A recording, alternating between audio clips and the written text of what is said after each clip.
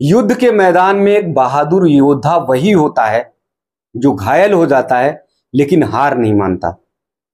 जो दर्द से तो कराहता है लेकिन दर्द को महसूस होने नहीं देता है, जो परास्त तो नहीं होता लेकिन परास्त होने के कगार पर यदि पहुंचता है तो फिर दमदारी से उठता है। दमदारी से उठने के बाद फिर अपनी स्थिति को मजबूत करता है और लड़ाई के लिए तैयार हो जाता है। युद्ध के मैदान पर फिर डट जाता है मजबूती से और फिर युद्ध को जीतकर एक नया इतिहास रचने का काम करता है। मोदी वही काम कर रहे हैं, मोदी उसी नीति पर चल रहे हैं, मोदी की रणनीति वही है और आने वाले दिनों में एक बार फिर मोदी नया इतिहास रचने जा रहे हैं। एनडीए की जिस तरह से स्थिति आई है उसको देखकर भले ही विपक्ष बहुत खुश हो, बहुत ज्यादा प्रसन्न हो और बहुत ज्यादा उत्साहित हो कि एनडीए की सरकार नहीं बनने वाली, प्रधानमंत्री तीसरी बार फिर प्रधानमंत्री की कुर्सी पे नहीं आसीन होंगे, यानी मोदी फिर तीसरी बार प्रधानमंत्री नहीं बनेंगे। इन सब मुद्दों को लेकर भले ही इंडिया गठबंधन विपक्ष बहुत ज्यादा उत्साहित हो, बहुत ज्यादा खुशी महसूस कर रहा हो, लेकिन जिस प्रकार से मोदी ने भाजपा कार्यालय में दिल्ली में उद्बोधन दिया, अपना भाषण दिया और जिस तरह से उन्होंने अपने वक्तव्य रखे, उससे साफ तौर पर यह पता चलता है कि मोदी एक बार फिर नई तैयारी के साथ युद्ध के मैदान में, सियासत की मैदान में उतरने जा रहे हैं और फिर उनके सामने कोई भी बड़ी सी बड़ी चुनौती हो, उस चुनौती को स्वीकार करते हुए आगे बढ़ेंगे। मोदी के अगर भाषण को देखा जाए कि जब वो बोल रहे थे, जब वो कह रहे थे, उनके चेहरे पर सिकन जरूर नजर आ रही थी, उनके चेहरे पे थोड़ी सी मायूसी, थोड़ी सी थकान जरूर नजर आ रही थी, लेकिन मोदी हारे हुए नजर नहीं आ रहे थे, मोदी घबराए हुए नजर नहीं आ रहे थे, मोदी परेशान नजर नहीं आ रहे थे। और इसीलिए उन्होंने जब पहला उद्बोधन शुरू किया, जब बोलना शुरू किया, तो उन्होंने कहा कि मैं सभी का ऋणी हूं, मैं सभी का कर्जदार हूं। यानी जिन लोगों ने उन्हें मतदान किया, जिन लोगों ने उन्हें मतदान नहीं किया, उन सब के ऋणी हैं मोदी। ये उन्होंने अपने वक्तव्य के माध्यम से बताने का काम किया। फिर मोदी ने अपने आगे के लक्ष्य को तय किया, फिर आगे के रास्ते को तय किया, भविष्य की क्या योजनाएं हैं उसको तय किया। जबकि ऐसे में यदि कोई और व्यक्ति होता, यदि कोई और शख्स होता, तो उसे डर लगता, उसे भय लगता कि वो सरकार को बचाए, पहले शपथ ग्रहण करे और फिर उसके बाद अपनी वक्तव्य को बहुत मजबूती के साथ रखने का काम करे। लेकिन मोदी ऐसा लग रहा था जैसे शपथ ग्रहण समारोह में हैं और तीसरी बार वो प्रधानमंत्री पद की शपथ ले रहे हैं और उसके बाद अपने विजन को वो बताने का काम कर रहे हैं। इस तरह का गजब का आत्मविश्वास मोदी के चेहरे पर झलक रहा था, दिखाई दे रहा था। और इसीलिए मोदी ने कहा, ना हम थकेंगे ना हम रुकेंगे, अनवरत चलते रहेंगे, अनवरत चलते रहेंगे, आगे बढ़ते रहेंगे। यानी मोदी ने अभी से अपने इरादे पूरी तरह से बता दिए हैं, पूरी तरह से ये जता दिए हैं कि वो जिन मुद्दों को लेकर पहले बात करते रहे हैं,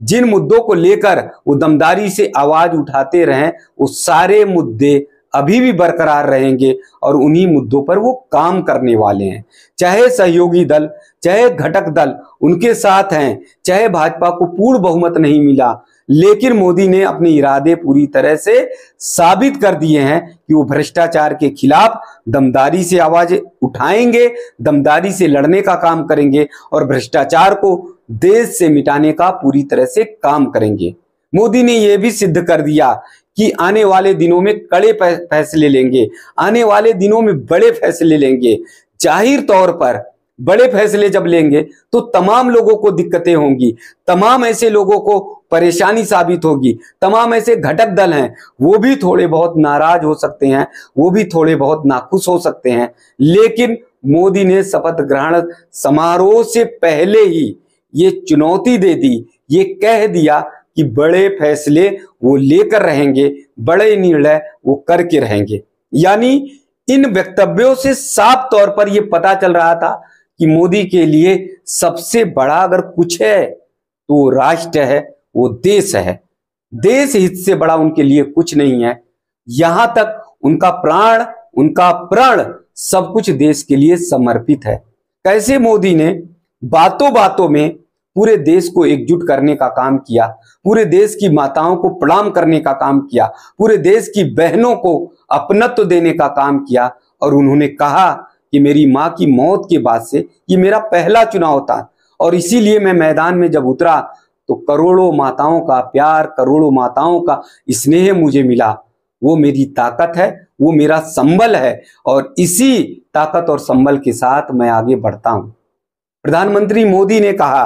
कि किस प्रकार से माताओं और बहनों ने, किस प्रकार से देश की बेटियों ने उन्हें आशीर्वाद दिया और जिसके माध्यम से वो आगे बढ़ रहे हैं, जिसके माध्यम से वो एक नया इतिहास रचने के लिए दृढ़ विश्वास के साथ आगे बढ़ते हुए जाएंगे। मोदी ने अपने इरादे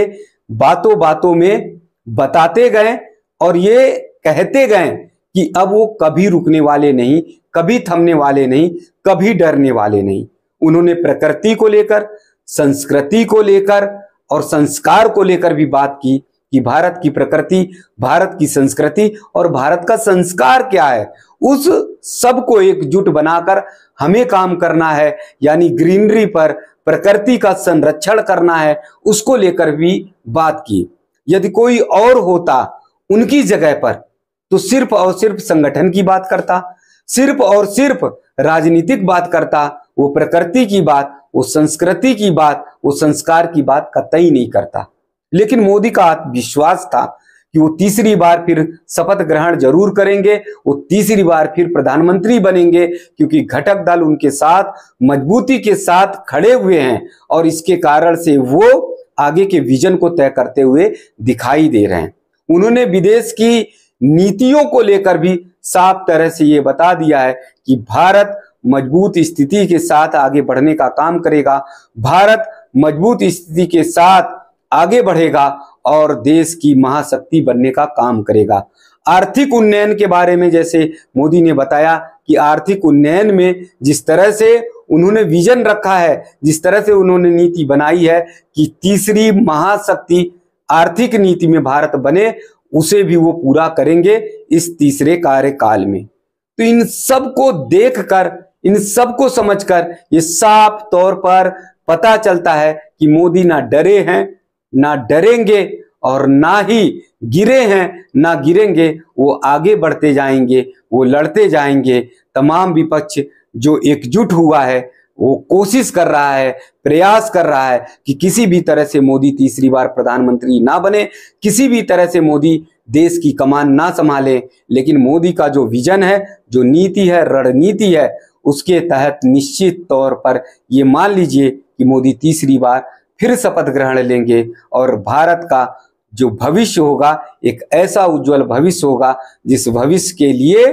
दुनिया प्रतीक्षा कर रही थी, इंतजार कर रही थी। मोदी ने जिस तरह से कहा कि आगे बढ़ने के साथ, जैसे संविधान को बचाने की बात कही, संविधान के जो 75 वर्ष पूर्ण होने की बात कही, तो उसमें उन्होंने बहुत बड़ी बात कही और उन्होंने ये कहा कि पूरे घटक दलों के साथ ही विपक्ष को भी लेकर संविधान दिवस को वो मनाने का काम करेंगे। 75 वर्ष की जो वर्षगांठ पूरी हो रही है संविधान की स्थापना की, उसको भी साथ में लेकर काम करेंगे। यानी पूरे विपक्ष को भी साथ में लेकर वो काम करने का काम करेंगे। तो ऐसे में साफ तौर पर ये पता है कि मोदी एक बार फिर नया इतिहास रचने जा रहे हैं और भारत का उदय निश्चित है मोदी के साथ।